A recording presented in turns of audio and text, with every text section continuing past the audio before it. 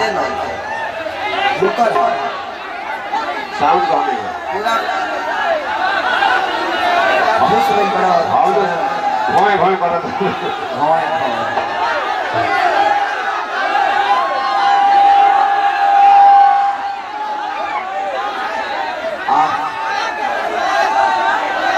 कि जाता परदेश बलवा हमके घर में छोड़ तनी तू अपने समझवा कम कर दो जैन महाराज अरे रात्रि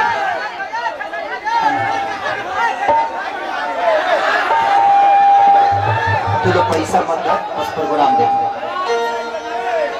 सबसे बड़का चीज ये लड़की बहुत अच्छी है इसका लिया हूं मैं नंबर वही इसका नंबर लिया हूं इसका 2 बार लिया हूं तो पहला नंबर दी थी ना वो व्हाट्सएप वाला नहीं था दूसरा बार लिया तो व्हाट्सएप वाला मिला उनकी व्हाट्सएप आई कॉलिंग है तो ये दिल्ली रहती है दी अली हाँ दी अली दोनों काम बैकरा लगे दिल्ली रहती है बहुत हाई पर्सनालिटी देख रहे हैं हाई पर्सनालिटी देख रहे हैं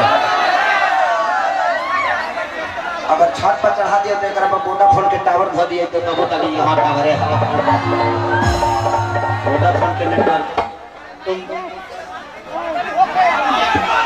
तेरे माई के मिस कॉल मार देगी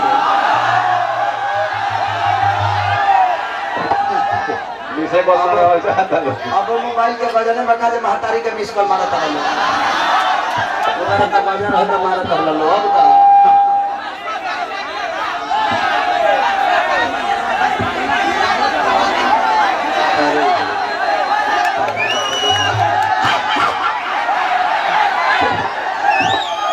अभी हमार फिल्म रिलीज होके वाला बा जौन तुलू गाना सुन रहा हमारा अभी बादशाह बा ये गाना हमार फिल्म ऐसे जी दुल्हन गंगा पार में जाना में हमारी बेटी खुद एक्टर भी है जना के नाम कृति है 6 साल की बेटी हमार अब पूरा फिल्म के हीरो उहे भी है खेसारी तक खाली फोटो बाड़े लेकिन तुलो देखिए हमारी बेटी कैसन काम के ले लिया वही में हमार पाली दुबे और हम ये गाना के पहले बनी जा मरद अभी बादशाह बा हमारे पाली दुबे के साथ पहली बार हम काम करी बड़ा मजा आई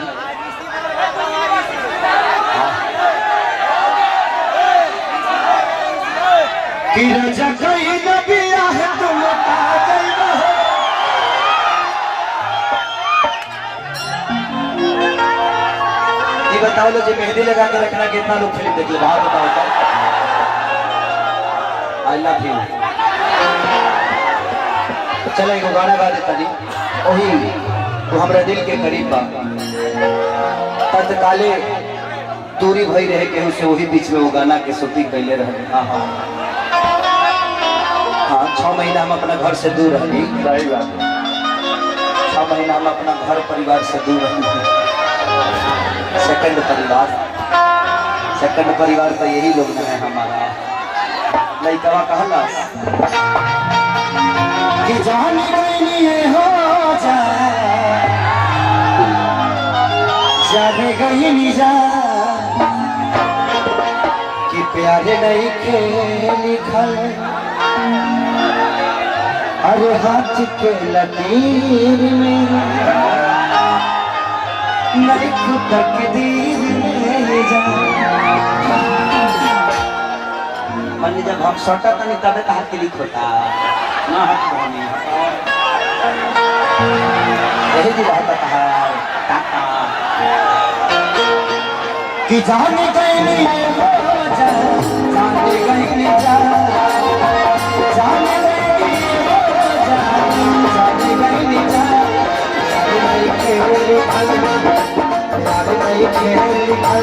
हाथ के लकीर नहीं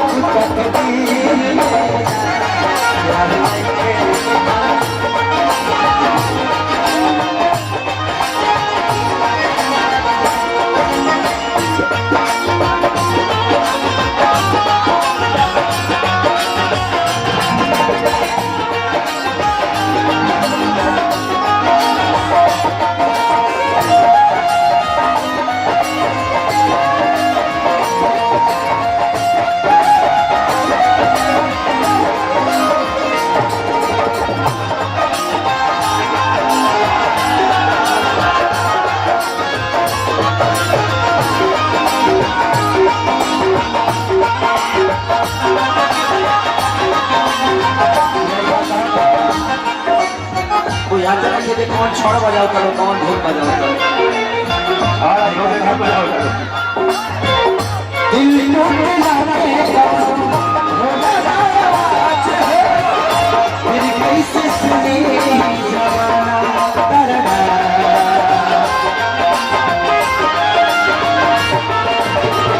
हो जाए ऊपर सर के दिन कुछ दिन के बाद दिल पगला नहीं अंधेरा सीख रहे हम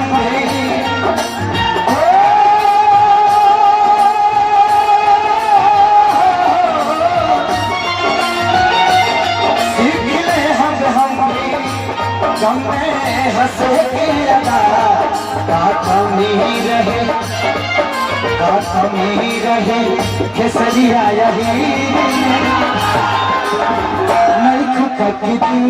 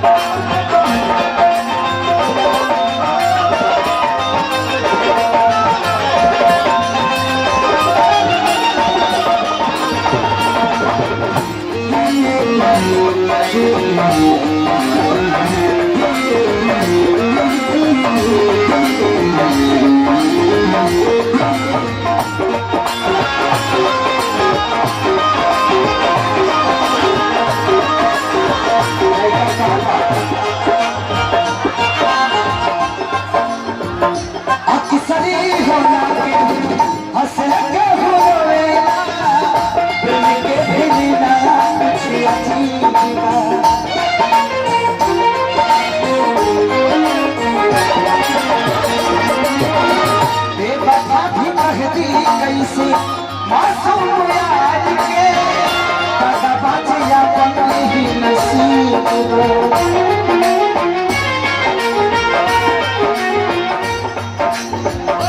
अक्सरी गोला के हंसे मेला के भजिला कुछ अजीब बात कहरी कैसे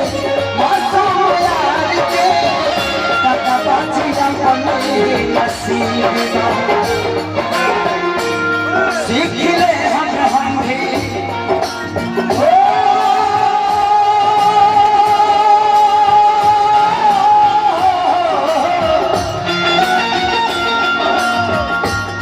सीख ले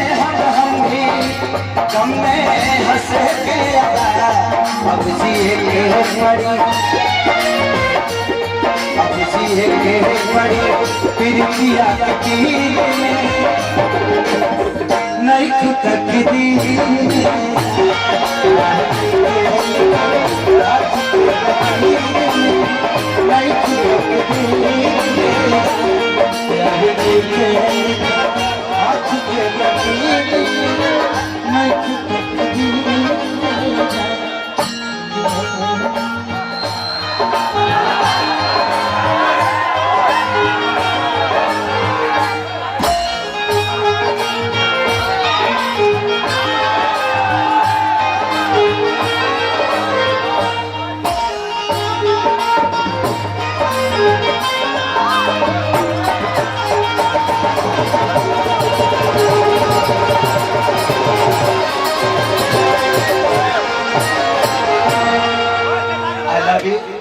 एक्चुअली हमें भी जाना है।